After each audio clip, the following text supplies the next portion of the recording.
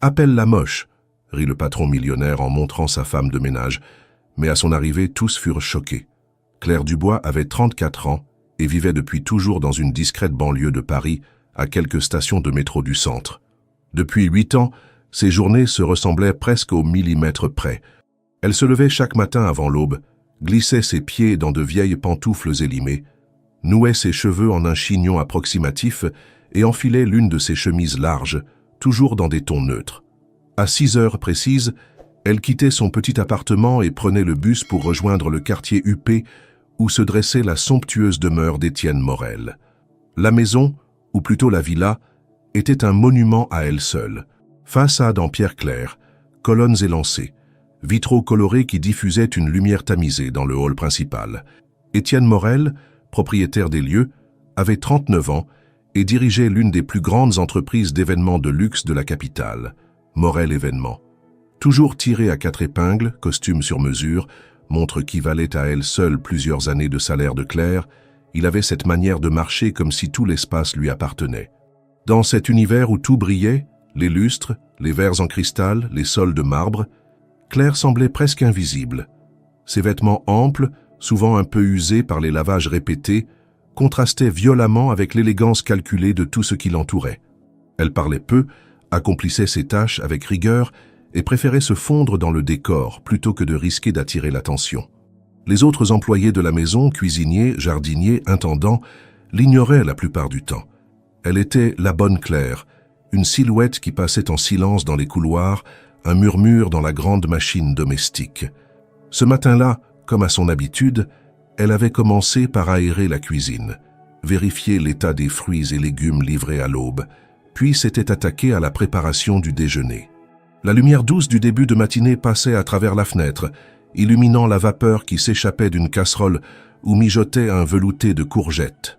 Claire découpait des herbes fraîches lorsque des éclats de voix l'interrompirent. Ce n'étaient pas des voix habituelles. Ce n'était pas le ton poli et distant des ordres donnés par le majordome, ni le bavardage feutré des femmes de ménage. C'était une conversation animée, ponctuée d'un rire masculin profond qui semblait résonner jusque dans les murs.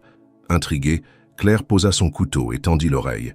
Cela venait du grand salon, transformé ce jour-là en salle de réunion. Étienne recevait régulièrement ses directeurs et partenaires à la maison, préférant la discrétion de son propre domaine aux salles impersonnelles des hôtels. Mais ce rire avait quelque chose de particulier, presque moqueur. Elle fit un pas vers la porte, s'arrêtant juste avant de sortir de la cuisine. Les voix se faisaient plus claires, mais elle ne parvenait pas encore à saisir les mots. Un second éclat de rire, cette fois plus fort, suivi de chuchotements et d'une remarque qui déclencha une salve de gloussements étouffés. Claire sentit un frisson lui parcourir l'échine, un pressentiment qu'elle ne sut pas nommer. Elle reprit son travail, tentant de chasser l'impression étrange qui l'avait saisie. Pourtant, quelque chose en elle savait que cette journée ne serait pas comme les autres.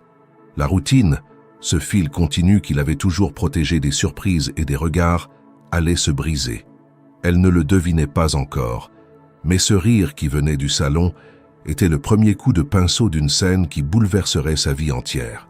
Alors qu'elle alignait soigneusement les assiettes sur le plan de travail, elle entendit la porte du salon s'ouvrir.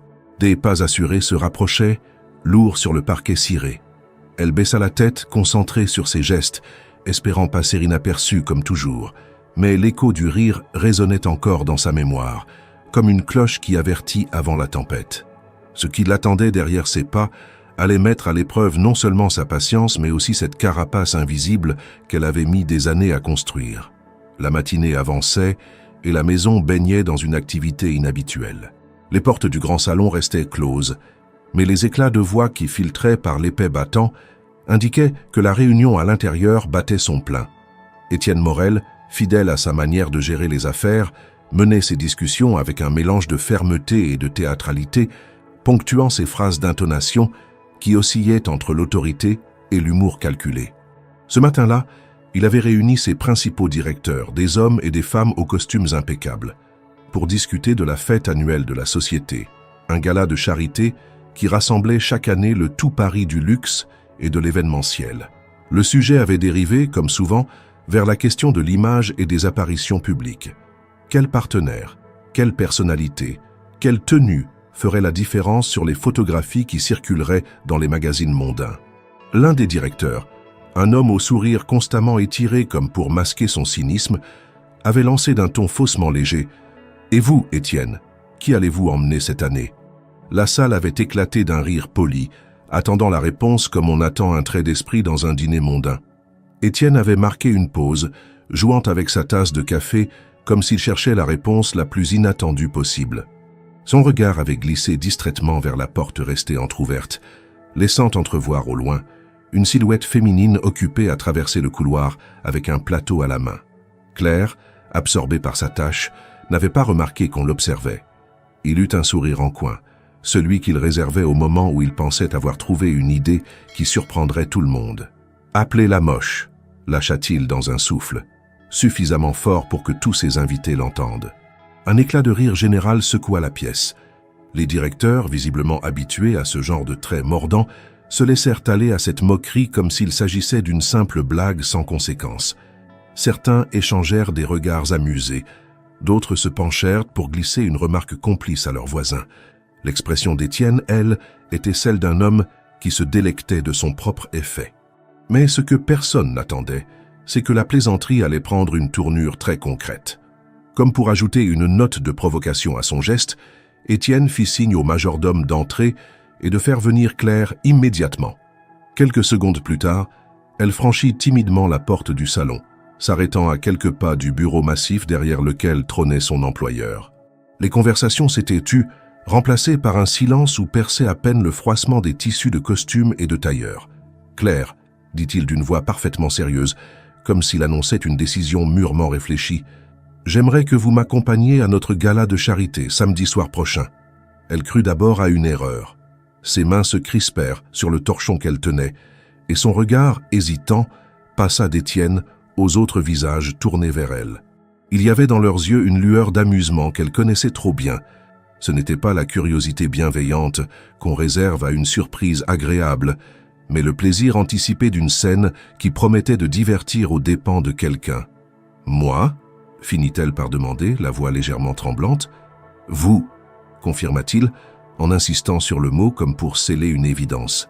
« Robe élégante, coiffure impeccable, je veux que vous soyez à mes côtés. » Le ton était poli, mais la tension dans la pièce trahissait la nature ambiguë de ce cadeau. Étienne affichait ce même sourire en coin, un mélange d'ironie et de défi. Il semblait presque attendre qu'elle refuse pour pouvoir relancer la blague. Mais Claire, bien que surprise et mal à l'aise, ne donna pas à ses interlocuteurs la satisfaction d'une protestation. « Très bien, monsieur Morel », répondit-elle simplement, baissant légèrement la tête pour masquer le trouble dans ses yeux. Un murmure parcourut la salle, suivi de quelques échanges de regards qui ressemblaient à des paris silencieux. Étienne hocha la tête, comme s'il venait de conclure un accord important, puis se détourna pour reprendre la discussion là où elle avait été interrompue.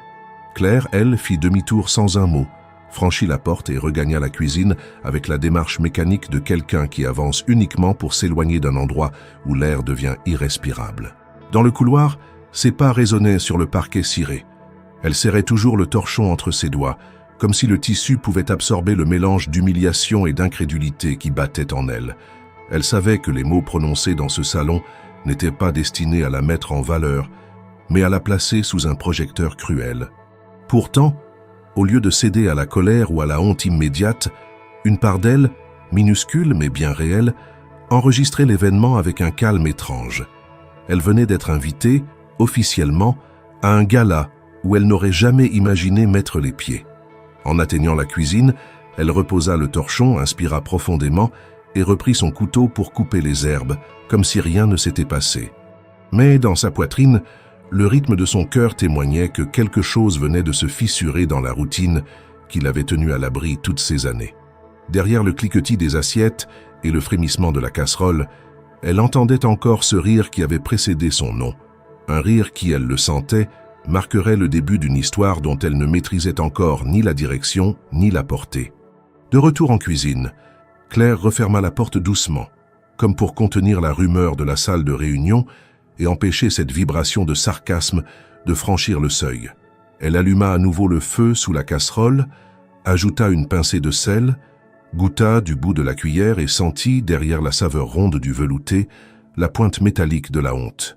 Le velours tiède sur sa langue ne parvenait pas à lisser les raflures déposées par une simple phrase prononcée avec désinvolture.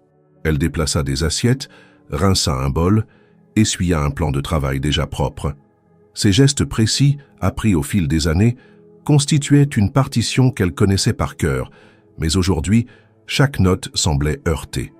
Elle aurait voulu que le cliquetis familier des couverts agisse comme un paravent, qu'il étouffe le souvenir de ce rire général, et pourtant la scène revenait, claire, découpée, insupportable. Elle tenta de se raisonner. Ce n'était qu'un mot jeté comme un caillou dans l'eau, un ricochet, puis plus rien. C'était ce que l'on disait pour minimiser. Mais elle savait, dans une partie d'elle-même qui ne mentait jamais, que ce mot n'avait pas été léger.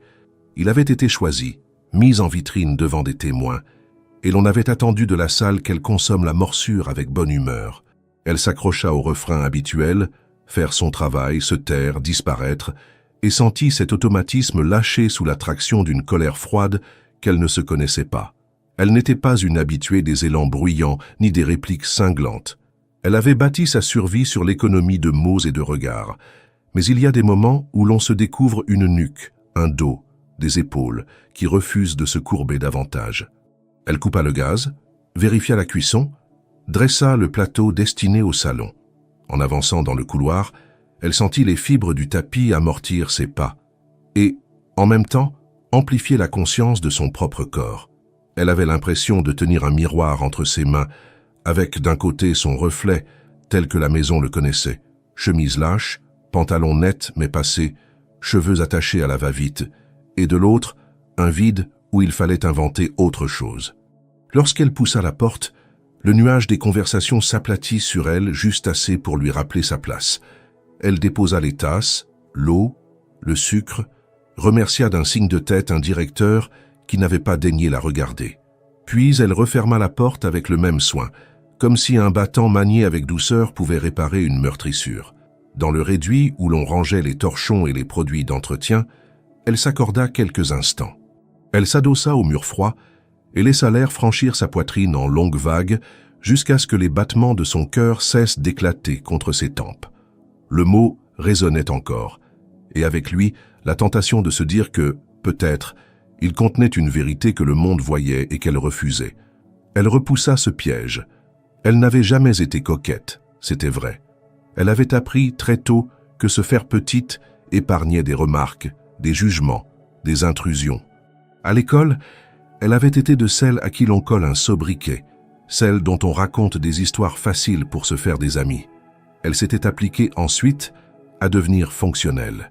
Une bonne présence, stable, discrète, qui s'efface au moment approprié. Mais être discrète n'avait jamais signifié offrir sa dignité en pâture. Elle retourna au plan de travail et entreprit la liste mentale de la journée. L'ordre s'était saboué. Déjeuner, vaisselle, draps à changer dans la chambre d'amis, inventaire des réserves, coup de fil à la blanchisserie, marché en fin d'après-midi pour compléter ce qui manquait. Le gala, quant à lui, se tenait le samedi suivant. Elle répéta l'information sans émotion apparente, comme on épingle une note au panneau de liège. Samedi prochain. Il y avait des jours devant elle, assez pour perdre pied ou pour s'organiser. Ce fut là que surgit l'idée, encore maladroite, de ne pas offrir à ceux qui attendaient un spectacle la satisfaction d'obtenir exactement ce qu'ils espéraient. Si l'on l'invitait pour rire, elle viendrait pour démentir. Pas pour se venger, pas pour renverser un royaume, simplement pour replacer sa propre image là où elle l'avait laissée s'étioler, dans son regard à elle. La pensée la surprit par sa netteté. Elle ne consistait pas à devenir une autre, ni à se travestir selon des codes auxquels elle n'adhérait pas. Elle consistait à soigner, à polir, à accorder. Elle savait préparer une table au millimètre, repasser un drap pour qu'il tombe sans un pli, choisir un bouquet qui éclaire une pièce. Elle pouvait peut-être étendre ses compétences à sa personne. Elle ouvrit le tiroir où elle rangeait un petit carnet. Entre les listes de courses et les rappels de tâches, elle nota d'une écriture serrée. Tenue, cheveux, chaussures, budget. Elle resta un moment à observer ces 4 mots alignés, comme les piliers d'une entreprise à monter en silence. Le budget d'abord. Elle compta mentalement le salaire qui tombait en fin de mois, les factures d'électricité, le loyer, les provisions. Elle avait mis de côté, au fil des années, une somme modeste, précaution née de la crainte de tout imprévu. Il fallait définir une enveloppe raisonnable, quelque chose qui ne la mettrait pas à découvert, ni ne l'obligerait à justifier quoi que ce soit. Elle écrivit « peu, mais possible ». Elle pensa ensuite aux vêtements. Elle n'avait pas, dans son armoire, la moindre robe de soirée. Ce constat ne la blessa pas, c'était un simple fait. Elle possédait des pièces solides, achetées par nécessité, réfléchies pour durer. L'idée d'un vêtement pensé pour un moment unique lui semblait lointaine, presque théorique. Pourtant, elle avait la mémoire de tissus qui tombent bien, de coutures nettes, de matières qui respirent. Elle se souvenait des vitrines observées à la dérobée, des coupes qui donnent de l'allure sans réclamer d'éclat tapageur. Elle n'avait pas besoin d'un feu d'artifice. Elle avait besoin d'un accord juste entre sa silhouette, sa peau et la manière dont elle voulait apparaître. Droite, calme, présente, les cheveux. Elle se surprit à poser la main sur son chignon sommaire. Elle n'était pas maladroite. Elle n'avait simplement jamais pris le temps. Elle se représenta un geste patient, des mèches disciplinées sans rigidité, un maintien qui ne crie pas l'effort. Elle pensa au salon de coiffure du quartier, ceux qu'elle traversait sans entrer, au parfum laqué qui en émanait. Elle se promit de passer la porte de l'un d'eux, mais pas avec l'allure contrite de celle qui réclame une faveur, plutôt avec la précision d'une cliente qui sait ce qu'elle veut, simple, nette, adaptée. Elle nota « essai coiffure, discret, les chaussures ». Elle n'avait jamais marché sur des talons plus hauts que quelques centimètres, et l'idée de glisser, sous les yeux de gens prêts à rire, lui traversa l'esprit comme une alerte à prendre au sérieux. Elle choisirait un modèle stable, confortable, qui prolonge la jambe sans lui imposer une démarche étrangère. Elle écrivit « talons modérés, assurance ». Chaque ligne ajoutée à sa liste renforçait l'impression qu'elle reprenait la main, centimètre après centimètre, sur une scène qui ne lui avait pas été accordée mais imposée. Elle s'arrêta pour boire un verre d'eau. Le froid glissa dans sa gorge comme une trêve. Elle se redressa et, dans le reflet terne de la vitre, distingua son profil. Il n'y avait pas de miracle à attendre. Il y avait une personne à respecter. Elle se répéta cette phrase, non pas comme un slogan, mais comme une mesure juste. Elle se souvenait de sa mère penchée sur une boutonnière, répétant que la précision, c'était de la considération. Considérer un vêtement, c'était le traiter à sa juste place. Considérer quelqu'un, c'était lui accorder le temps et le soin. Elle s'était longtemps accordé le minimum au nom de la discrétion.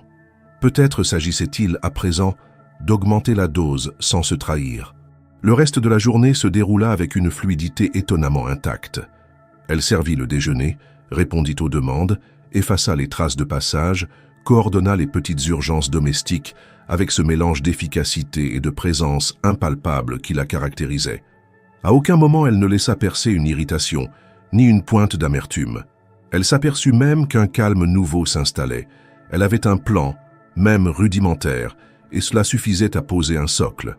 Elle fixa mentalement la fin d'après-midi pour une sortie au marché. Elle avait besoin d'acheter du pain, des légumes, quelques fruits et peut-être de s'arrêter devant des vitrines sans se contenter d'un regard furtif. En rentrant chez elle, le soir venu, elle accrocha sa veste au même crochet, rangea ses chaussures à la même place, mais ne se laissa pas happer par l'automatisme du thé et du livre qui tenaient d'ordinaire compagnie à sa fatigue. Elle sortit son carnet, reprit sa liste et ajouta des détails concrets.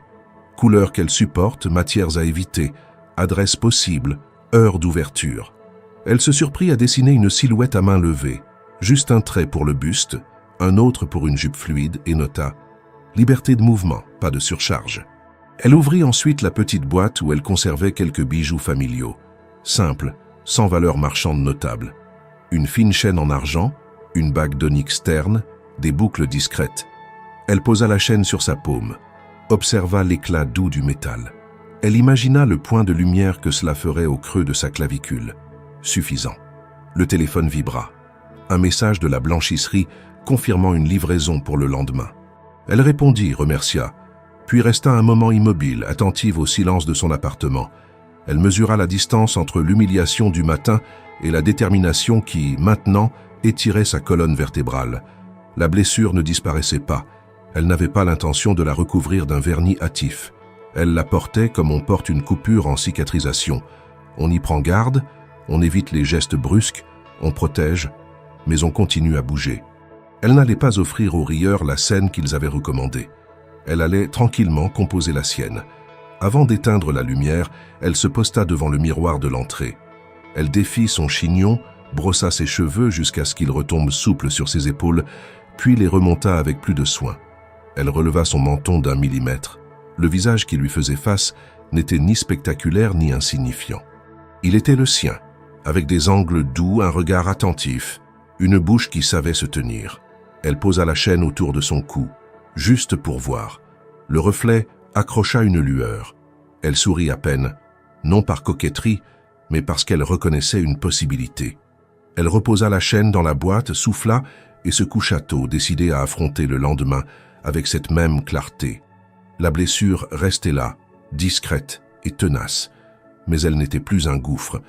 Elle devenait une frontière, et Claire choisissait pour la première fois depuis longtemps de se tenir du côté où l'on avance. Le lendemain, l'air de Paris avait cette fraîcheur coupante de début de printemps, avec un ciel lavé par la pluie de la veille. Claire avait quitté la maison Morel plus tôt que prévu, un sac en toile sur l'épaule, déterminée à faire les courses du marché avant que les étals ne soient envahis. Les pavés encore humides reflétèrent les premières lueurs du jour, et la rue bruissait d'une activité tranquille. Le crissement des caisses de légumes qu'on glisse au sol, les voix rauques des marchands qui se saluent, le claquement sec des bâches que l'on replie. Elle avançait à pas réguliers, absorbée dans la liste mentale de ce qu'il lui fallait. Poireaux, pommes, pain complet. Quand une voix derrière elle prononça son nom. Claire Dubois, elle se retourna, interloquée. Devant elle se tenait une femme de sa taille, les cheveux blonds ramenés en un carré impeccable, vêtue d'un manteau beige ceinturé et tenant sous le bras une pochette de cuir souple. Il lui fallut quelques secondes pour mettre un nom sur ce visage, dont le sourire semblait curieusement familier. « Sophie Lambert », souffla Claire, presque incrédule. « Exactement », répondit l'autre avec une chaleur évidente. « Ça alors, je ne t'aurais jamais reconnu si je ne t'avais pas vu de profil. » Le souvenir se reconstitua par fragments, les bancs d'un lycée de banlieue, des échanges de livres, des conversations chuchotées pendant les pauses. Sophie, déjà à l'époque, avait ce sens affirmé du style, confectionnant parfois ses propres jupes avec des chutes de tissu. Elle s'était perdue de vue après le bac, chacune traçant un chemin sans que leurs trajectoires ne se croisent à nouveau. Jusqu'à ce matin, par hasard. « Tu vis toujours dans le coin ?» demanda Sophie, ajustant machinalement la ceinture de son manteau. « Pas loin, oui, et toi ? J'ai mon atelier à quelques rues d'ici. Je suis styliste maintenant. Enfin, pas encore une maison de couture, mais je commence à avoir ma clientèle. » Il y avait dans la voix de Sophie un mélange d'assurance et de satisfaction tranquille, le ton de quelqu'un qui avait trouvé sa place.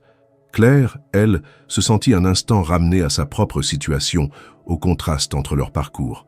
Pourtant, elle ne laissa rien paraître et se concentra sur la curiosité sincère qui émanait de son ancienne camarade. « Et toi, qu'est-ce que tu deviens ?» demanda Sophie en prenant un air attentif. Claire hésita. Elle répondit d'un ton neutre. « Je travaille comme employée de maison. » Elle vit l'éclair d'étonnement dans les yeux de Sophie, vite remplacé par un sourire. Pas de jugement apparent, mais Claire savait que pour beaucoup, ce métier évoquait un cadre de vie précis, loin du glamour que représentait la mode. Elle se garda bien d'entrer dans les détails, mais Sophie, comme pour changer de sujet, demanda « Et sinon, quoi de neuf dans ta vie en ce moment ?»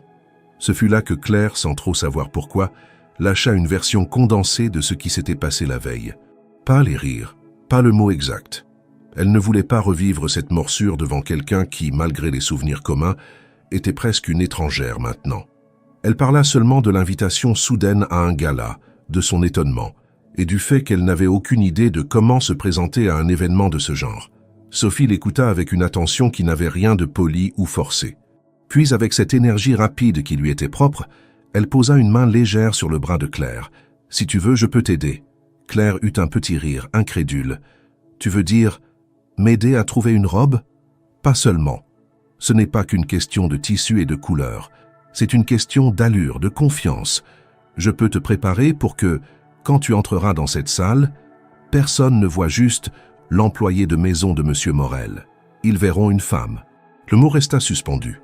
Pas belle, pas transfigurée, une femme.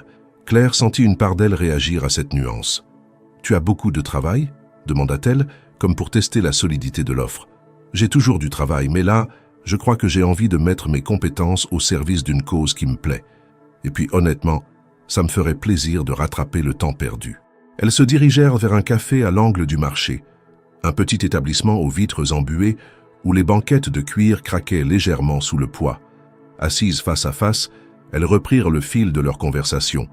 Sophie demanda la date exacte du gala, évalua le temps qu'elles avaient, griffonna sur un carnet des idées rapides, couleurs possibles selon le teint de Claire, coupes à envisager, accessoires discrets mais efficaces. « On pourrait commencer par passer à mon atelier demain, » proposa Sophie. « Je veux te voir dans plusieurs silhouettes, et je t'assure que je peux te prêter ou t'arranger quelque chose de bien. On n'a pas besoin de dépenser une fortune pour obtenir de l'élégance. » Claire hocha la tête, touchée par l'enthousiasme de son interlocutrice. Elle n'avait pas prévu, en se levant ce matin-là, de se retrouver embarquée dans un projet aussi inattendu. Mais l'idée qu'une alliée, quelqu'un qui connaissait un autre monde, puisse l'accompagner dans cette démarche, changeait déjà sa perception de ce qui l'attendait. En quittant le café, elles se donnèrent rendez-vous pour le lendemain. Sophie repartit vers son atelier, tandis que Claire reprit le chemin de chez elle, le sac de légumes plus lourd qu'il ne l'était en réalité, comme si chaque pas portait désormais un mélange d'appréhension et d'espoir. L'humiliation de la veille n'avait pas disparu, mais elle se trouvait maintenant mêlée à quelque chose d'inédit, la perspective d'entrer dans une salle où l'on ne pourrait pas facilement la réduire à un mot lancé pour faire rire. Sophie ne lui avait pas promis de miracle. Elle lui avait proposé un travail, un vrai, où l'on façonne avec soin ce qui se présente au monde. Et pour la première fois depuis longtemps, Claire envisagea que ce travail pouvait commencer par elle-même. Le lendemain matin, Claire franchit la porte de l'atelier de Sophie avec une légère appréhension. L'endroit, situé au rez-de-chaussée d'un immeuble ancien, sentait à la fois le tissu neuf et le bois ciré. La lumière entrait par de larges fenêtres donnant sur la rue, illuminant les portants où s'alignaient des robes, des vestes, des pantalons fluides.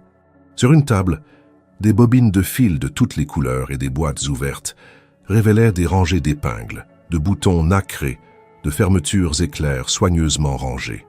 Sophie, en jean sombre et chemise blanche retroussée au coude, se tenait au milieu de cette organisation comme une chef d'orchestre prête à commencer une répétition. « Parfait, tu es pile à l'heure », lança-t-elle en souriant. « Allez, on commence tout de suite. » Claire déposa son sac sur une chaise, un peu intimidée. Elle n'avait pas mis les pieds dans un endroit pareil depuis jamais en réalité. Les boutiques de luxe, elle les avait toujours observées de l'extérieur, et les rares essayages de vêtements dans sa vie s'étaient limités à des pièces fonctionnelles. Ici, tout semblait pensé pour que l'on prenne le temps, que l'on regarde un vêtement sous plusieurs angles avant de décider. Sophie tira un premier portant près d'elle, où étaient suspendues plusieurs robes. « On va essayer différentes coupes, différentes longueurs. Je veux que tu vois ce que ça donne. Et moi, je vais observer comment chaque pièce tombe sur toi. » Claire entra dans la cabine d'essayage, un espace clos par un rideau épais. Elle retira sa chemise et son pantalon, enfila la première robe, une coupe droite, longueur genou, bleu nuit, au tissu légèrement satiné. Quand elle sortit, Sophie la regarda attentivement, tourna autour d'elle, ajusta un pli sur l'épaule. « Jolie couleur, mais ce n'est pas la bonne forme pour toi. On essaie autre chose. » La deuxième robe était d'un rouge profond, avec un décolleté discret et une taille marquée. Claire se sentit presque étrangère à son propre reflet. Ce n'était pas inconfortable, mais c'était trop affirmé à son goût. Sophie, d'un geste rapide, fit glisser une ceinture plus fine autour de sa taille. « Là, c'est mieux, mais je veux que tu sois à l'aise, pas déguisée. » Elles continuèrent ainsi pendant plus d'une heure, enchaînant les modèles. Une robe fluide couleur champagne, une autre en vert émeraude, un tailleur jupe noire à la coupe impeccable. Chaque fois, Sophie notait mentalement ce qui fonctionnait et ce qui ne fonctionnait pas, comment le tissu épousait ou non les lignes du corps de Claire. Entre deux essayages, Claire se surprit à se regarder plus longuement dans le miroir. Ce n'était pas seulement l'effet des vêtements, c'était la façon dont elle se tenait, dont ses épaules semblaient moins rentrées qu'à l'ordinaire. Même lorsqu'une robe ne lui plaisait pas particulièrement, elle sentait un changement subtil. Sophie, elle, observait tout sans faire de commentaires inutiles, concentrée sur le but qu'elle s'était fixé. « J'ai une idée », dit-elle enfin, après un dernier essayage. « Mais je ne vais pas te la montrer tout de suite. » Claire haussa les sourcils. « Pourquoi ? » ?»« Parce que je veux que tu aies le choc le soir même. Laisse-moi préparer quelque chose sur mesure pour toi. Tu as déjà accepté l'invitation, tu as déjà fait le premier pas. Maintenant, fais-moi confiance pour le reste. » Claire hésita, mais l'assurance tranquille de Sophie la convainquit. Elle remit ses vêtements habituels, glissa ses chaussures et se prépara à partir. Avant de franchir la porte, Sophie ajouta « En attendant, bois beaucoup d'eau, dors bien et si tu peux, fais une petite marche chaque jour. Pas pour changer quoi que ce soit à ton corps, mais pour que tu arrives le soir du gala avec de l'énergie. Et surtout, tiens-toi droite. » En sortant de l'atelier, Claire marcha dans les rues de Paris avec un sentiment étrange. Elle n'avait aucune idée de la tenue que Sophie préparait pour elle, mais elle se surprenait à imaginer des couleurs, des matières. Elle tenta de se rappeler la dernière fois qu'elle avait attendu quelque chose avec autant de curiosité. Peut-être jamais. Elle passa le reste de la journée à travailler comme d'habitude, mais son esprit revenait par instants à la cabine d'essayage, à ces quelques minutes devant le miroir où elle avait vu une version d'elle-même qu'elle n'avait pas l'habitude de croiser. Ce n'était pas une apparition miraculeuse, c'était plus concret, plus physique. C'était elle, mais débarrassée de cette invisibilité volontaire qui avait fini par coller à sa peau comme un vêtement trop serré. Le soir, en rentrant chez elle, elle ouvrit son carnet et ajouta une nouvelle ligne à sa liste, « Faire confiance à Sophie et à moi-même ». Ce geste, aussi simple qu'un trait de crayon, scella pour elle un engagement silencieux. Elle allait se préparer, pas seulement à porter une robe, mais à se présenter dans un lieu où l'on ne pourrait plus l'ignorer comme on détourne le regard d'une silhouette en arrière-plan. Elle ne savait pas encore si cette révélation partielle serait suffisante pour affronter les regards, mais elle avait cessé de craindre qu'il n'y ait rien à révéler. Et cette différence, imperceptible aux autres pour l'instant, suffisait à transformer l'attente en une forme de détermination.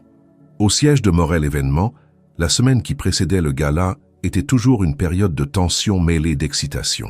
Les couloirs se transformaient en allées pressées où l'on croisait des employés portant des cartons, des échantillons de tissus, des catalogues de fleurs ou des plans de table.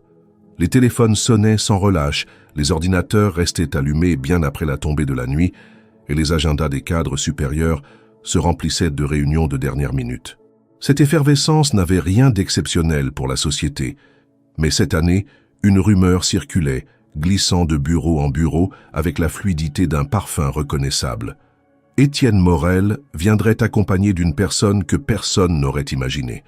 Ceux qui travaillaient depuis longtemps dans l'entreprise connaissaient Claire de vue, pour l'avoir aperçue lors de livraisons ou de passages discrets dans la maison de son patron.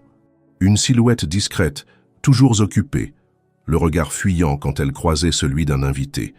Quand la nouvelle de son invitation au gala avait filtré, on ne savait trop comment, mais probablement par l'un des directeurs présents lors de la fameuse réunion, les réactions avaient été immédiates.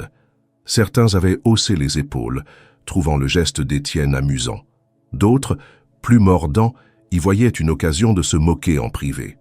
Dans les open space, on murmurait que ce serait le moment le plus divertissant de la soirée. Un commentaire qui revenait comme une petite flamme entretenue par des sourires complices. Les préparatifs continuaient pourtant sans que cette conversation parallèle ne disparaisse. Dans une salle de réunion au dernier étage, on finalisait le programme. Allocution d'ouverture d'Étienne, remise de prix pour un partenariat caritatif, dîner en 5 services, puis piste de danse ouverte jusqu'au petit matin. Les décorateurs passaient en revue les croquis de l'installation florale, les chefs proposaient leur menu, les attachés de presse planifiaient les communiqués à envoyer aux magazines spécialisés. Tout cela se déroulait avec la précision d'une horloge suisse, mais la curiosité autour de la mystérieuse invitée occupait l'arrière-plan mental de beaucoup.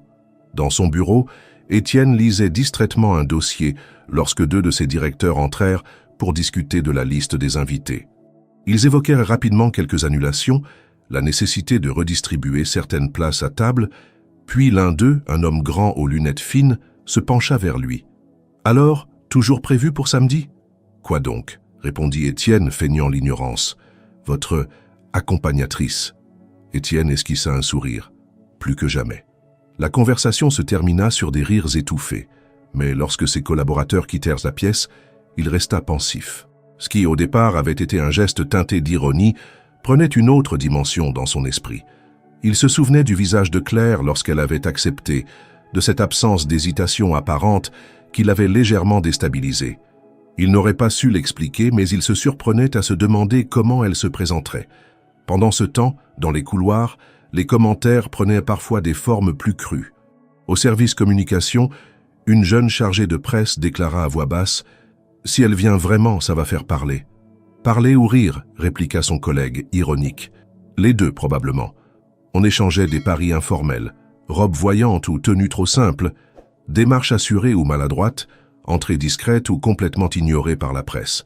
Chacun projetait une version différente de la scène, comme si l'événement constituait un divertissement en marge du gala officiel. Le chef de projet en charge de la soirée, un homme méthodique habitué à traiter chaque détail avec un sérieux implacable, fut lui-même happé par la rumeur. Lors d'une réunion logistique, il demanda presque par automatisme « Il faudra prévoir la prise de vue à l'entrée pour tous les invités, n'est-ce pas ?» « Évidemment, répondit la responsable photo avec un sourire entendu. Les mots restèrent suspendus, mais chacun savait à qui il pensait. Pourtant, derrière cette agitation superficielle, une curiosité sincère commençait à se mêler aux moqueries. Et si cette Claire que presque personne ne connaissait vraiment déjouait les attentes? Étienne, bien qu'il ne la voie pas, n'était pas insensible à cette idée. L'image d'une femme entrant dans la salle sans se laisser écraser par le décor ou les regards insistants avait quelque chose de stimulant. Les jours précédant le gala s'écoulèrent avec cette double tension, la préparation minutieuse de l'événement et l'attente presque théâtrale de l'instant où la porte d'entrée s'ouvrirait sur une silhouette que l'on croyait connaître. Dans cette atmosphère, les certitudes se fissuraient légèrement. Les paris, bien que toujours teintés d'ironie, laissait parfois place à un doute fugace, et si la plaisanterie d'Étienne ne se terminait pas comme prévu. Dans le bureau du patron, les documents s'empilaient, les rendez-vous s'enchaînaient, mais par instant, entre deux signatures, il se surprenait à se demander quelle expression il verrait sur le visage des invités quand il la découvrirait. Il n'en parlait à personne, mais il savait déjà qu'il guetterait ce moment avec plus d'attention qu'il ne l'aurait imaginé. Le samedi du gala, Claire se leva plus tôt que d'habitude, comme si son corps savait qu'il lui faudrait chaque minute de la journée. La lumière grise du matin filtrait à travers les rideaux, douce mais insuffisante pour dissiper l'ombre d'une tension intérieure. Elle prit un petit déjeuner simple, thé noir et tartines beurrées, puis rangea son appartement avec une précision presque mécanique, comme pour imposer de l'ordre autour d'elle avant de se consacrer à ce qui allait suivre. À 10 heures, elle sortit pour rejoindre l'atelier de Sophie. Les rues étaient encore calmes, mais la fraîcheur de l'air la fit resserrer son écharpe autour du cou. Lorsqu'elle poussa la porte, Sophie l'accueillit avec l'énergie concentrée de quelqu'un qui a déjà commencé à travailler depuis plusieurs heures. « Parfait, tu es là, on a du pain sur la planche », annonça-t-elle en lui tendant un cintre enveloppé dans une housse opaque. Sans un mot, Sophie l'orienta vers la cabine d'essayage.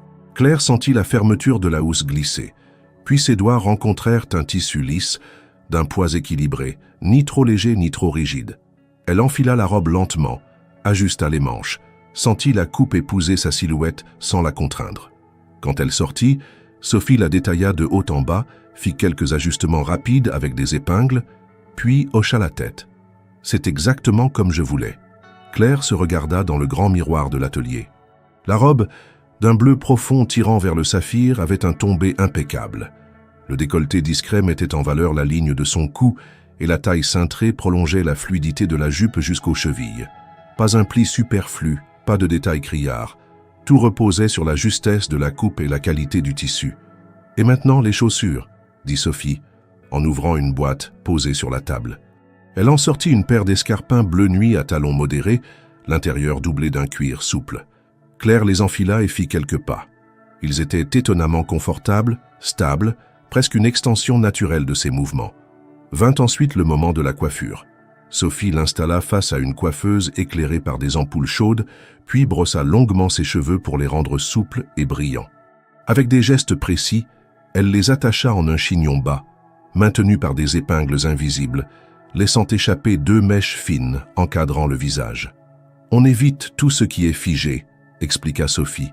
« Il faut que tu puisses bouger, sourire, parler, sans avoir l'impression que ta tête est prisonnière d'une sculpture. » Pour le maquillage, Elle choisit des tons neutres, soulignant légèrement les yeux avec un trait brun doux et une ombre taupe, un blush rosé pour donner de la fraîcheur et un rouge à lèvres discret. Claire observa la transformation progressive dans le miroir, rien de tapageur mais un équilibre harmonieux qui semblait révéler ses traits plutôt que les masquer. « Voilà », dit Sophie en reculant. « Regarde-toi bien. » Claire resta quelques secondes sans parler. Ce n'était pas seulement qu'elle se trouvait changée, c'était qu'elle avait l'impression de se reconnaître, comme si cette version d'elle-même avait toujours été là, mais tenue à l'écart. Sophie rangea ses pinceaux et ses épingles, puis lui tendit une petite pochette assortie à la robe. Juste assez grande pour ton téléphone, un mouchoir et un tube de rouge à lèvres. L'après-midi passa entre ajustements mineurs, pause thé, et quelques minutes de silence où Claire fixait son reflet, apprivoisant peu à peu cette image. Vers 17 heures, Sophie insista pour qu'elle se mette en route, afin d'éviter tout stress lié au transport. Elles prirent un taxi qui les déposa devant la maison Morel. Là, Claire descendit et inspira profondément. Étienne devait venir la chercher à 18 heures précises. Elle entra, salua le personnel, puis monta dans sa chambre pour attendre. Quand l'horloge sonna l'heure prévue, le bruit discret d'un moteur s'arrêta devant la porte. Étienne entra, vêtu d'un smoking parfaitement ajusté. Ses yeux se posèrent sur elle, et l'espace d'un instant, il ne dit rien. Il se contenta d'un léger hochement de tête, comme pour masquer sa surprise. « Prête ?» demanda-t-il enfin. « Prête !» répondit-elle. Ils sortirent ensemble, et le chauffeur ouvrit la portière de la voiture noire qui les conduirait à l'hôtel Le Meurice. Dans l'habitacle, le silence était ponctué par le léger froissement de la robe lorsqu'elle bougeait les jambes. Claire regardait les lumières de Paris défiler, consciente que dans moins d'une heure, elle franchirait une porte où tous les regards se tourneraient vers elle. Mais à cet instant précis, la peur avait laissé place à une concentration calme. Elle avait fait ce qu'il fallait. Elle s'était préparée non pour plaire à quelqu'un ou pour démentir une moquerie, mais pour se présenter comme elle voulait être vue.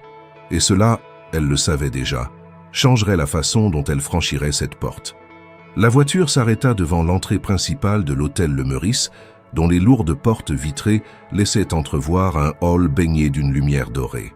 Sur le trottoir, un tapis rouge déroulait sa ligne impeccable jusqu'au seuil, encadré par 2 haies de plantes taillées avec précision.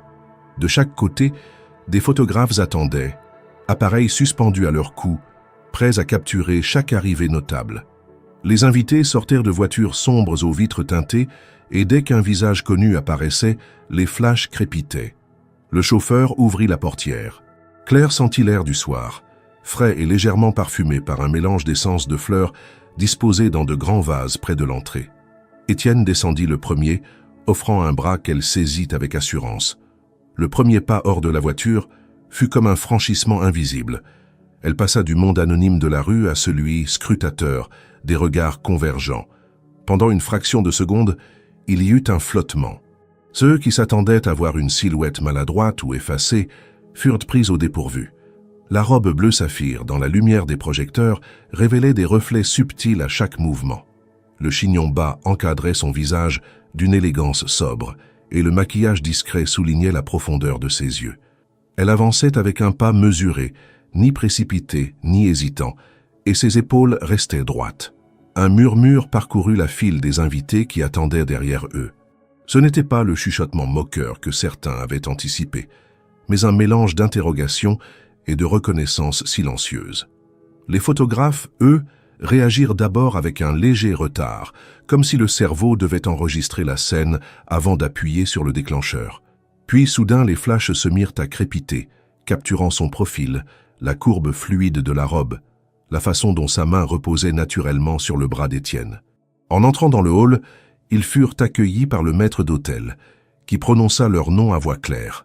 L'écho résonna dans l'espace vaste, attirant encore plus de regards. Claire sentit plusieurs paires d'yeux se fixer sur elle, mais cette fois, elle ne chercha pas à les éviter. Elle ne défiait personne, elle se contentait d'être présente. Les premiers invités qui les saluèrent furent des partenaires d'affaires d'Étienne, habitués au cercle mondain. Un homme en costume gris anthracite, la soixantaine élégante, lui adressa un sourire franc. « Enchantée, madame !» Elle répondit avec une politesse simple, et cette aisance surprit Étienne. Pas un mot de trop, pas de geste maladroit, juste la bonne mesure. Au fur et à mesure qu'ils avançaient, d'autres échanges se succédèrent, des poignées de main, quelques phrases sur le décor somptueux de la salle de réception, des compliments que Claire recevait sans rougir ni les minimiser. La salle où se tenait le gala s'ouvrait comme un écrin, haut plafond orné de fresques, lustre scintillant, nappe blanche impeccable, verres alignés avec une précision militaire. Les tables étaient déjà occupées par des invités bavardant à voix feutrée, tandis qu'un quatuor à cordes jouait dans un coin. L'odeur légère de fleurs fraîches et de champagne formait une toile de fond sensorielle à la scène. Claire avait conscience que certains continuaient à l'observer à distance, comme pour vérifier si l'impression initiale se maintenait. Elle ne jouait pas un rôle, et c'était peut-être cela qui déstabilisait. Elle n'essayait pas d'imiter l'assurance mondaine. Elle évoluait avec sa propre cadence, ce qui rendait sa présence difficile à cataloguer. Ils furent installés à une table centrale, à portée de vue de l'estrade, où Étienne devait prononcer son discours plus tard. Les conversations autour d'eux reprirent leur cours, mais par moments, Claire interceptait un regard, une expression que l'on voulait neutre, mais où passait un reste de surprise.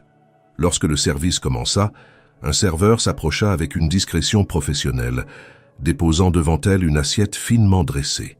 Claire le remercia d'un sourire, ce qui lui valut un bref éclat de sincérité dans le regard du jeune homme, signe qu'elle n'était pas seulement perçue à travers la fonction de compagne de la soirée. À mesure que les plats se succédaient, elle se surprit à se détendre. Les éclats de rire à d'autres tables ne semblaient de plus chargés de menaces, la robe ne lui pesait pas, les chaussures restaient confortables, et elle trouvait son rythme dans ces échanges courts mais cordiaux. Vers le milieu du repas, une photographe officielle s'approcha, demandant poliment s'ils accepteraient une photo. Étienne hocha la tête. Claire se plaça légèrement de profil, la lumière tombant sur son épaule et son visage. Le déclic fut suivi d'un remerciement, et la photographe s'éloigna pour capturer d'autres invités. C'était un moment anodin pour beaucoup, mais pour Claire, c'était la preuve silencieuse qu'elle avait franchi l'entrée et tenu la distance. Elle savait que, dès le lendemain, certaines images circuleraient dans les rapports internes de l'entreprise, ou peut-être dans des publications mondaines. Ce qu'elle montrerait ne serait ni une caricature, ni un sujet de moquerie facile, mais simplement une femme ayant trouvé sa place, ne serait-ce que pour une soirée. Et cela, pensa-t-elle, en observant les reflets dorés du champagne dans son verre, valait déjà plus que l'intention initiale de celui qui l'avait conviée. Quand Claire entra dans la salle de réception, Étienne marche à ses côtés avec l'assurance naturelle qu'il affiche dans tous les événements publics. Il salue d'un signe de tête des invités, échange quelques mots rapides avec des partenaires stratégiques, mais ces gestes manquent de leur fluidité habituelle. Il sent, comme un écho discret, que quelque chose ne se déroule pas exactement comme il l'avait imaginé. La première fois qu'il avait prononcé son nom pour l'inviter, il avait en tête un effet spectaculaire, presque comique, qui mettrait tout le monde dans la confidence d'une audace mondaine. Or, à cet instant précis, la pièce ne rit pas, elle regarde.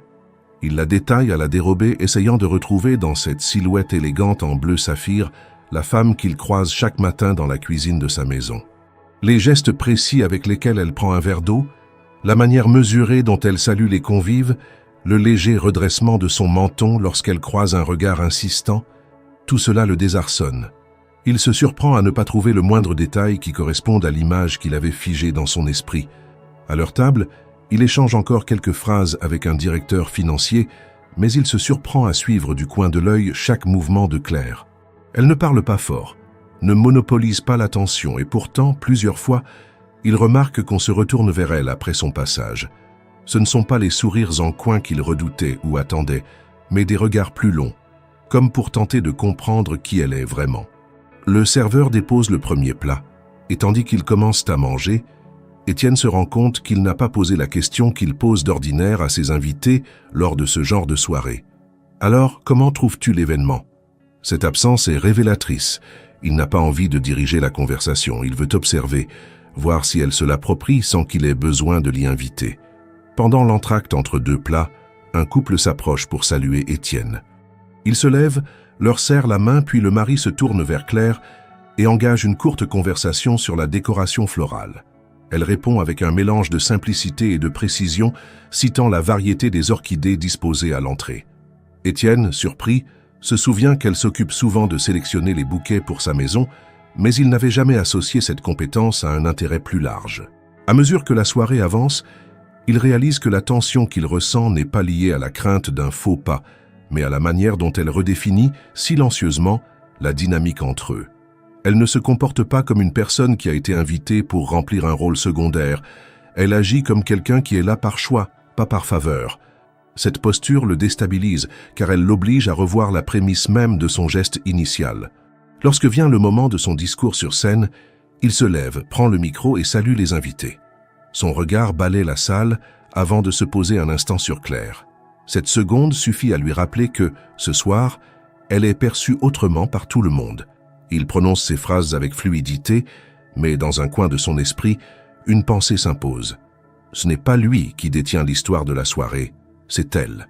Après l'allocution, alors que les invités se dirigent vers la piste de danse ou les salons attenants, il se rapproche d'elle. « Tu te débrouilles mieux que beaucoup de gens habitués à ce genre de soirée, » dit-il à voix basse. « Je ne me débrouille pas, je participe, » corrige-t-elle avec calme. La réplique dénuée d'agressivité le touche plus qu'il ne l'aurait cru. Elle ne cherche pas à se mettre en valeur, elle énonce simplement une réalité. Il perçoit, dans le ton et le choix des mots, une assurance qu'il ne lui connaissait pas. Ils se déplacent ensemble vers le buffet de dessert, et il remarque que les conversations autour d'eux changent de tonalité. Moins de chuchotements, plus de salutations franches. La transformation n'est pas spectaculaire, mais tangible. Elle ne passe pas inaperçue, même pour ceux qui avaient tout prévu de l'ignorer. Dans un coin de la salle, un photographe insiste pour prendre quelques clichés d'eux deux. Étienne accepte, mais cette fois, il ne cherche pas à imposer une pose ou à guider la scène. Il se tient légèrement en retrait, laissant Claire occuper l'espace. Quand le flash se déclenche, il sait déjà que cette image ne racontera pas l'histoire qu'il avait prévue au départ. Elle montrera quelque chose qu'il ne contrôle pas et qu'il ne peut plus ignorer. Alors que la soirée se poursuit, il se rend compte qu'il n'a plus envie de rire de son idée initiale. Au contraire, il ressent une curiosité qu'il n'avait pas anticipée. Savoir comment cette femme qu'il croyait connaître avait pu en quelques jours inverser le sens même de son invitation. Et plus troublant encore, il pressent qu'il n'a pas fini de se poser cette question. Après son discours et les salutations protocolaires, Étienne observa la salle avec un regard différent. L'énergie du gala battait son plein, rire feutré, tintement de verre, musique subtile du quatuor à cordes qui laissait deviner qu'un DJ prendrait bientôt le relais. Les conversations se nouaient et se défaisaient comme des filets invisibles entre les tables. Pourtant, au milieu de cette circulation mondaine parfaitement huilée, Claire se tenait à l'écart, non par isolement volontaire, mais par un choix mesuré. Elle échangeait avec quelques convives, écoutait plus qu'elle ne parlait, puis se déplaçait vers un autre groupe sans s'attarder. Étienne sentit monter en lui une volonté de s'approcher, mais, à sa propre surprise, il hésita. Dans d'autres contextes, il avait toujours su comment réduire la distance avec ses interlocuteurs, imposer sa présence ou son charme. Ce soir, il ne s'agissait pas de cela. L'équilibre qu'elle dégageait rendait toute tentative maladroite risquée. Il voulait lui parler, mais pas comme on aborde quelqu'un que l'on pense déjà comprendre. Il se décida à franchir les quelques mètres qui les séparaient. Elle discutait avec une femme d'une cinquantaine d'années, manifestement habituée au gala, qui portait une robe noire sobre et un collier de perles. Lorsque cette dernière s'éloigna, Étienne se plaça à côté de Claire. « Tu sembles parfaitement à l'aise, dit-il. « Je suis là pour observer autant que pour participer, » répondit-elle. Il nota la nuance. Elle ne disait pas qu'elle profitait, ni qu'elle se sentait comme chez elle. Elle parlait d'observation, comme si elle était aussi attentive à la dynamique de la salle qu'à la conversation en face d'elle. Ils marchèrent ensemble vers un coin plus calme, près d'un arrangement floral imposant. Le parfum des lys blancs se mêlait aux effluves de champagne qui flottaient encore dans l'air. Étienne prit un instant pour choisir ses mots. « Je ne t'ai pas remercié d'avoir accepté de venir. » Elle le regarda, légèrement intriguée. « Et pourquoi aurais-je refusé ? Parce que ce n'était pas un geste irréprochable de ma part, admit-il, la voix plus basse. Claire haussa à peine les épaules. « Tu avais tes raisons. Et moi, j'ai les miennes pour être ici. » Cette réponse, qui ne contenait ni reproche ni complaisance, le déstabilisa davantage. Elle n'offrait pas d'ouverture facile pour se justifier ou pour transformer la discussion en échange léger. Elle posait un cadre, chacun assumait sa position et aucune flatterie ne viendrait diluer ce constat. Ils furent interrompus par un serveur proposant une coupe de champagne. Claire accepta poliment, puis se tourna vers la piste de danse où quelques couples commençaient à évoluer au son discret de la musique. « Tu danses ?» demanda Étienne, un brin provocateur. « Pas ce soir, répondit-elle, mais sans fermer totalement la porte. » Elle porta le verre à ses lèvres, observa la salle, puis reprit d'un ton neutre. « Ce genre d'événement repose beaucoup sur les apparences. Les gens se croisent, s'évaluent, se comparent. C'est intéressant, mais ce n'est pas là que je place ma valeur. » Cette phrase resta suspendue entre eux. Étienne comprit qu'elle ne cherchait pas à lui envoyer un message codé, mais qu'elle exprimait simplement un principe personnel. Et ce principe, sans qu'il sache pourquoi, lui donnait envie de prolonger la conversation, de comprendre ce qui, chez elle, restait volontairement en dehors de la scène sociale. Il tenta de ramener un peu de légèreté. « Si tu devais noter cette soirée, quelle note donnerais-tu ? Les plats sont excellents, la musique est bien choisie, le décor est impeccable, mais ce qui compte vraiment, c'est ce qu'on en retient une fois rentré chez soi. » Elle posa son verre comme pour signifier que la discussion n'avait pas besoin d'être prolongée inutilement. Puis elle se dirigea vers un groupe où se trouvait Sophie, arrivée plus tard comme invitée d'un fournisseur. Étienne resta un moment immobile, réalisant que, contrairement à beaucoup d'autres, Claire n'était pas sensible aux signaux habituels qu'il envoyait. Il faudrait autre chose pour créer un lien réel, autre chose que cette aisance sociale qu'il croyait infaillible. En la regardant parler avec Sophie, il comprit que le défi ne résidait pas dans le fait de la séduire ou de la convaincre, mais de trouver un terrain où ils pourraient se rencontrer sans qu'aucun ne doive jouer un rôle imposé. Et cette perspective, loin de le décourager, éveillait en lui une curiosité qu'aucune autre soirée mondaine n'avait jamais provoquée. La musique s'était amplifiée, signe que le quatuor à cordes avait laissé place à un ensemble plus rythmé. Les rires se mêlaient au brouhaha des conversations, et la salle avait pris cette atmosphère légèrement plus détendue qui suit le dîner officiel. Claire, après avoir échangé encore quelques mots avec Sophie, s'était avancée vers une table où étaient disposés les desserts. Elle servit dans une petite assiette une part de tarte fine aux pommes, puis se retira vers un coin plus calme, à l'écart de la piste de danse. Étienne l'aperçut et, comme mu par une impulsion qu'il ne tenta pas de contenir, la rejoignit. Il avait passé une bonne partie de la soirée à se demander comment trouver le moment juste pour parler plus franchement. À présent, il savait que repousser encore serait laisser filer une occasion. « Tu as un instant ?» demanda-t-il en s'arrêtant devant elle. « Bien sûr. » Ils se déplacèrent vers un salon attenant, plus feutré, où seuls quelques invités échangeaient à voix basse. Un grand miroir ancien reflétait la lumière tamisée des appliques murales, et un canapé de velours vert foncé offrait un coin discret. Ils s'y assirent, légèrement tournés l'un vers l'autre. Étienne prit une inspiration mesurée. « Je veux être honnête, » commença-t-il. « Quand je t'ai invité à ce gala, ce n'était pas pour les bonnes raisons. » Claire ne répondit pas, se contentant de le regarder, ses mains posées sur ses genoux. « J'ai agi sur un coup de tête, presque comme une provocation. Je pensais que ce serait une manière de surprendre, mais je réalise maintenant que c'était déplacé. » Il marqua une pause, guettant la moindre réaction sur son visage. Elle ne semblait ni en colère ni attendrie, mais simplement attentive. « Je regrette, poursuivit-il.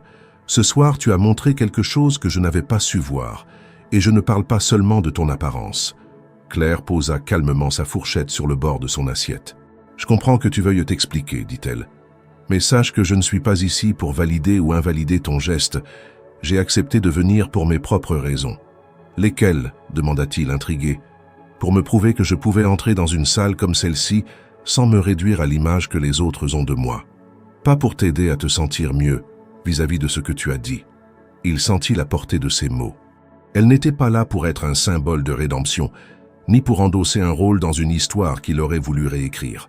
Elle avait sa propre trajectoire, et sa présence à ses côtés ce soir n'était pas un cadeau qu'il devait mériter ou non, mais un choix qu'elle avait fait pour elle-même. « Je ne m'attendais pas à ça, admit-il. Peut-être parce que tu es habitué à ce que les gens jouent le rôle que tu leur assignes, répondit-elle, sans dureté mais sans détour. Le silence qui suivit ne fut pas pesant, mais dense.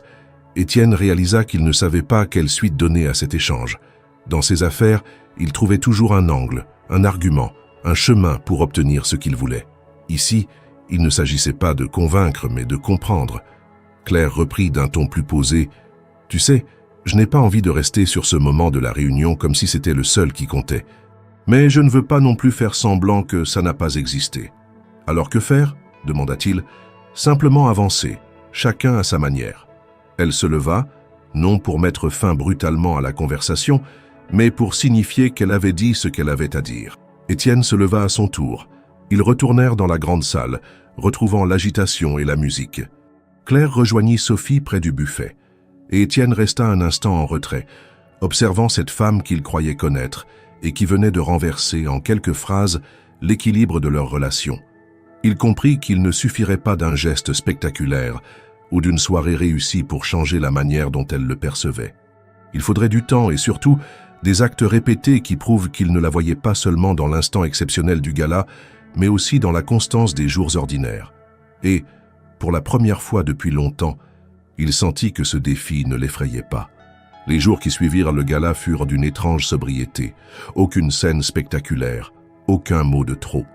Pourtant, quelque chose avait incontestablement changé dans la manière dont Étienne et Claire se croisaient dans la maison. Au matin, lorsqu'il descendait pour prendre son café, il ne se contentait plus de la saluer distraitement, tout en consultant son téléphone. Son regard s'attardait comme pour s'assurer qu'elle le voyait vraiment lui adresser la parole. Claire, de son côté, ne modifia pas ses habitudes. Elle préparait le petit déjeuner, vérifiait le courrier, organisait la journée selon les besoins de la maison. Mais elle percevait cette attention nouvelle, cette absence de précipitation dans les échanges. Les phrases n'étaient plus seulement fonctionnelles, « Le tailleur a livré votre costume » ou « La réunion commence à 9 heures ». Elles s'accompagnaient de petites questions, parfois anodines, mais qui trahissaient une curiosité sincère. Un mardi matin, alors qu'elle arrosait les plantes de la véranda, Étienne s'arrêta près d'elle. « Celles-ci viennent d'où » demanda-t-il, en désignant un pot d'orchidées blanches. « D'un marché horticole de Rungis. J'y vais une fois par mois. Tu pourrais m'y emmener un jour ?» Elle le regarda un instant, incertaine de ses intentions. « Si vous le souhaitez, oui. » Ce « vous » formel, qu'elle maintenait avec constance, semblait désormais peser davantage à Étienne. Il n'insista pas, mais il nota qu'il ne pourrait pas franchir cette barrière simplement en multipliant les questions. Peu à peu, il ajusta son comportement. Lorsqu'il recevait des invités, il ne la traitait plus comme une ombre qu'on évite de mentionner. Si elle passait dans la pièce, il la présentait par son nom sans préciser son rôle, comme si la seule information utile était qu'elle faisait partie de son environnement quotidien.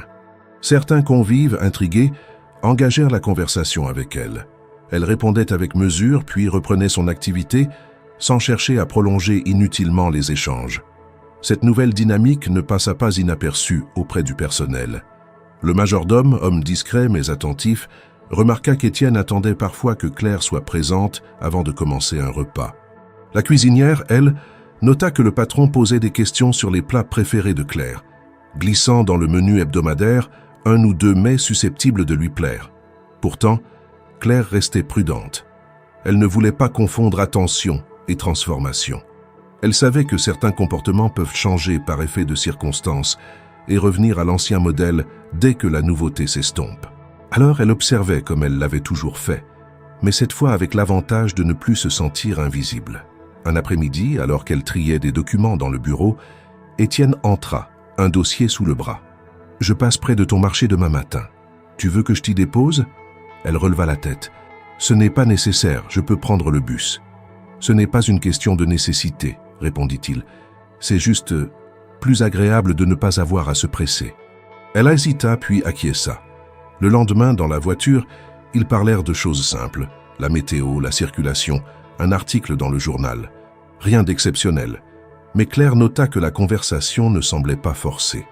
Lorsqu'ils arrivèrent, il descendit avec elle et fit un tour parmi les étals, observant les échanges entre Claire et les marchands. Elle le vit écouter, poser quelques questions, mais sans interrompre son rythme habituel.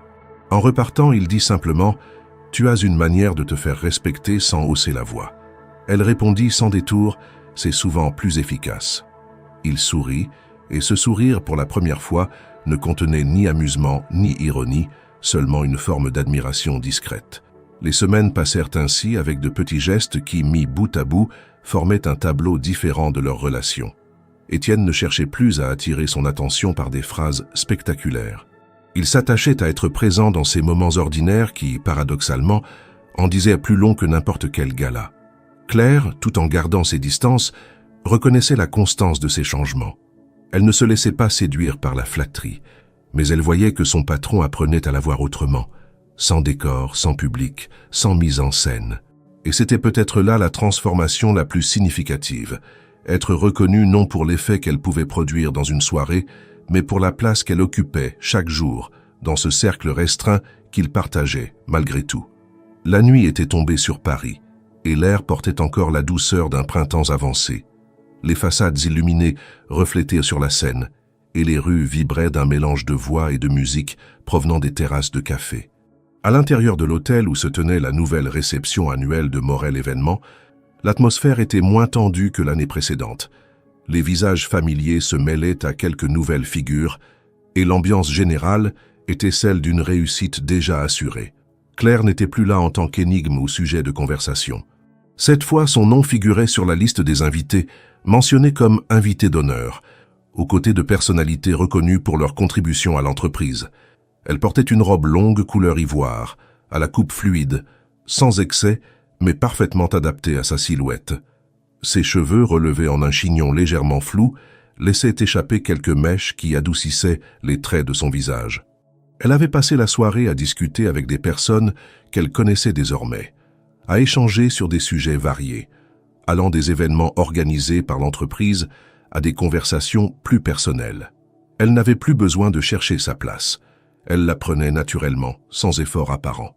Après avoir salué un groupe d'invités, elle se dirigea vers la terrasse de l'hôtel, attirée par l'idée de prendre un moment de calme.